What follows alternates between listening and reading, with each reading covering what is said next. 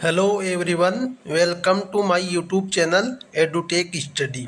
तो guys, ITI pass holders के लिए एक न्यू वैकेंसी निकल के आ रही है। ये वैकेंसी डीआरडीओ की तरफ से आईटीआई पास होल्डर्स के लिए अप्रेंटिसशिप की वैकेंसी का नोटिफिकेशन आउट हुआ है। तो आप सभी को मैं सारा डिटेल से बताऊंगा कि इस नोटिफिकेशन के अकॉर्डिंग आपकी कौन कौन सी ट्रेड वालों के लिए वैकेंसी निकाली गई है, टोटल नंबर ऑफ पोस्ट कितनी निकाली गई है, सिलेक्शन प्रोसीजर क्या रखा जाएगा आपका, और एज लिमिट क्या रखी गई है। सारी सारी बातें मैं आपको डिटेल से बताऊंगा। तो वीडियो में आप अंत तक बनी हुई रहिएगा। वीडियो को बिल्कुल भी स्किप मत कीजिएगा, नहीं तो आपको सारी चीज़ें समझ में नहीं आएगी। और इस नोटिफिकेशन को मैं टेलीग्राम ग्रुप में शेयर कर दूंगा। टेलीग्राम ग्रुप का लिंक आपको डिस्क्रिप्शन बॉक्स में प्राप्त हो जाएगा। तो गाइज, ये वैकेंसी आईटीआई पास होल्डर्स के लिए डीआरडीओ की तरफ से अप्रेंटिसशिप की वैकेंसी निकाली गई है। और ये जो वैकेंसी आपकी electronics and radar development establishment LRD की तरफ से ये वैकेंसी रहने वाली है। और ये DRDO defence research development organisation Bharat सरकार रक्षा मंत्रालय के अंडरटेकिंग डिपार्टमेंट है। और ये इसका हेडक्वार्टर बेंगलुरु के अंदर स्थित है।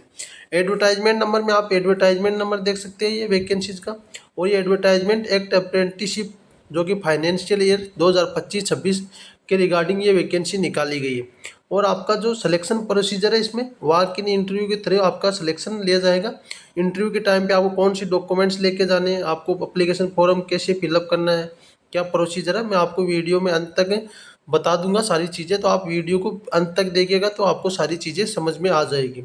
इसमें बात करें तो ये इलेक्ट्रॉनिक्स एंड रडार डेवलपमेंट है, एलआरडी, बेंगलुरु के अंदर स्थित है, जिसमें एस्टेब्लिशमेंट एंड डिफेंस रिसर्च के रिगार्डिंग कार्य किया जाता है। और इसका जो आपका selection procedure walk in interview के थ्रू है। और आपका ये 1 ईयर्स का अप्रेंटिसशिप का ट्रेनिंग प्रोग्राम रहने वाला है। इसमें अलग अलग क्वालिफिकेशन के आधार पर वैकेंसी निकाली गई है। ये कुछ वैकेंसी बीटेक वालों के लिए है। और ये जो ग्रेजुएशन है, जिनकी ग्रेजुएशन बीए है, बीबीए है, इनके लिए वैकेंसी निकाली गई। कुछ वैकेंसी डिप्लोमा पास होल्डर्स के लिए भी निकाली गई है। डिप्लोमा जिन्होंने कर रखा है ट्रेड के अंदर वो सभी देख लीजिएगा। टोटल नंबर ऑफ पोस्ट 27 पोस्टें निकाली गई है। हम मेनली आईटीआई पास होल्डर्स के लिए बात करेंगे। तो आईटीआई पास होल्डर्स के लिए अप्रेंटिसशिप में इन सभी ट्रेड के लिए वैकेंसी रहने वाली, जिसमें कोपा के लिए वैकेंसीज रहने वाली, डाटा एंट्री ऑपरेटर है, कंप्यूटर हार्डवेयर है, और नेटवर्क मेंटेनेंस है, सॉफ्टवेयर टेस्टिंग असिस्टेंट के लिए इन ट्रेड से। प्लस में आपके पास ITI electrician, ITI electronic mechanic, ITI draughtsman mechanic, ITI fitter, ITI machinist and CNC machining tech, और ITI mechanic motor vehicle mechanic diesel, और turner welder.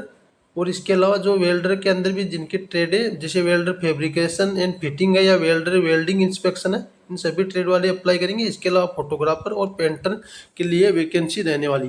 Total number of post की बात करें तो आपकी टोटल पोस्ट 30 पोस्ट निकाली गई है। एजुकेशनल क्वालिफिकेशन में आपके पास आईटीआई रहना चाहिए 10th के बाद में।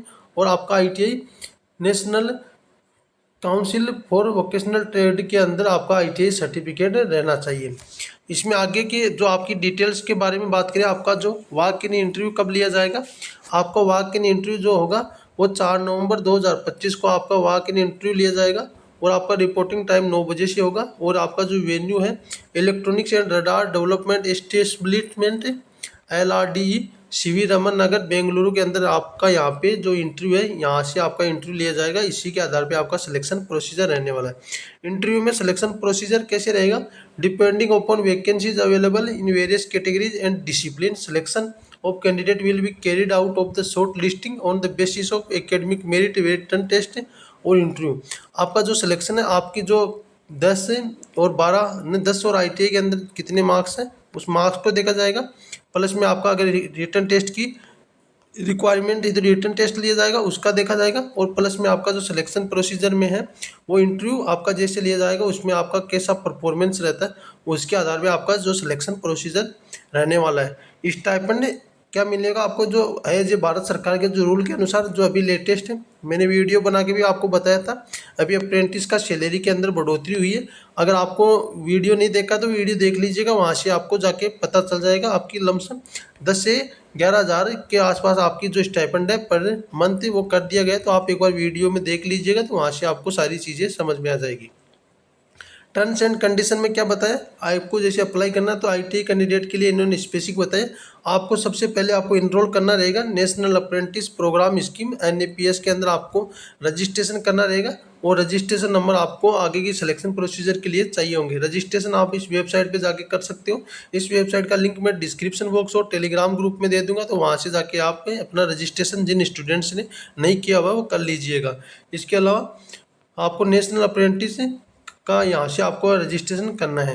और यहाँ पे other candidate in enrolled national apprentice training scheme जिन्होंने इनरोल कर रखा है वो यहाँ से आप पोर्टल पे जाके अपना फॉर्म वगैरह रजिस्ट्रेशन कर लीजिएगा। इसमें ऑल ओवर इंडिया के कैंडिडेट अप्लाई कर सकेंगे, एलिजिबल है। और आपकी जो एज लिमिट की बात करें तो आपकी जो कैंडिडेट की एज लिमिट है 18 ईयर्स रहनी चाहिए, कम से कम 4 नवंबर 2025 तक आपकी 18 ईयर्स तक रहनी चाहिए। और मैक्सिमम आपकी जो एज है वो आगे मैं आपको बताऊंगा, इन्होंने बताया अभी तो आपके लिए जो minimum maximum age limit will be applied as per process of government of India के अनुसार इन्होंने बताया है। बाकी आपकी मिनिमम एज 18 ईयर्स तक रहना चाहिए। इसके अलावा इन्होंने जैसे आपका candidate higher qualification are not eligible, आपके पास अगर हायर क्वालिफिकेशन है तो आप एलिजिबल नहीं हो। और आपका जो ट्रेनिंग प्रोग्राम है ये जॉब नहीं है आपकी परमानेंट, ये सिर्फ 1 ईयर्स का आपका ट्रेनिंग प्रोग्राम रहने वाला है। और कैंडिडेट जिन्होंने ऑलरेडी कहीं से अप्रेंटिसशिप कर रखा है वो इसके लिए नॉट एलिजिबल है, वो अप्लाई नहीं कर सकेंगे। आप अपने SC ST OBC का क्लेम उठाना चाहते हो तो आप अपने कास्ट सर्टिफिकेट जरूर तैयार करवा के रखिएगा। और इन्होंने बताया दिस सेलेक्टेड कैंडिडेट है चरित्र and verified for the compensation on the training, आपके मतलब चरित्र वगैरह सारी ज्वाइनिंग से पहले आपका 1 ईयर्स लेटेस्ट आपके सारे डॉक्यूमेंट्स को क्रॉस वेरीफाई चेक किया जाएगा।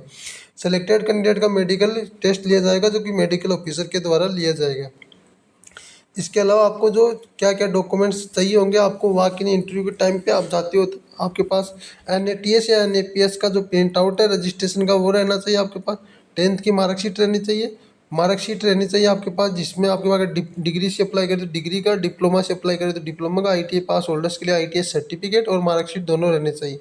आधार कार्ड है, कास्ट सर्टिफिकेट है, अगर आप SC ST OBC से बिलोंग कर रहे हो और आप रिजर्वेशन का लाभ उठा रहे हो तो आपके पास कास्ट सर्टिफिकेट रहना चाहिए, प्लस में आपके पास 2 पासपोर्ट साइज फ़ोटो रहने चाहिए रिसेंट के। इसके अलावा the candidate is not provide any accommodation या transport travel allowance by establishment during the selection of training. आप जैसे ट्रेनिंग सिलेक्शन की प्रोसीजर तक आप जैसे जाते हो आते हो आपको कोई भी किराया भत्ता वगैरह सब कुछ भी प्रोवाइड नहीं करवाया जाएगा। Selected candidate will be inform through, आपके जैसे सिलेक्शन होता है तो आपको बाई मेल या SMS के थ्रू आपको सूचना दे दी जाएगी। नो एम्प्लॉयमेंट ऑफ, या आपको कोई एम्प्लॉयमेंट का ऑफर नहीं दे रहे, सिर्फ एक अप्रेंटिस प्रोग्राम के रिगार्डिंग इन्होंने वैकेंसी निकाली गई है। तो गाइस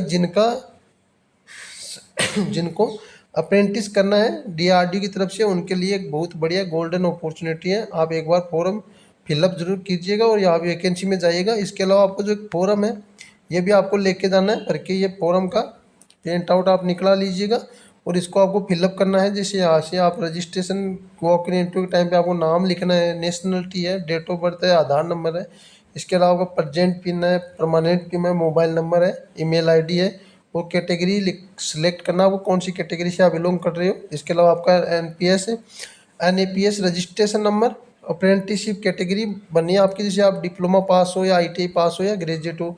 डिसिप्लिन ट्रेड का नाम लिखना है आपको। एजुकेशनल क्वालिफिकेशन में आपको 10th हायर सेकेंडरी ये फिलअप करके ये सारा फॉर्म फिलअप करके आपको सेल्फ अटेस्टेड करके सिग्नेचर करना है।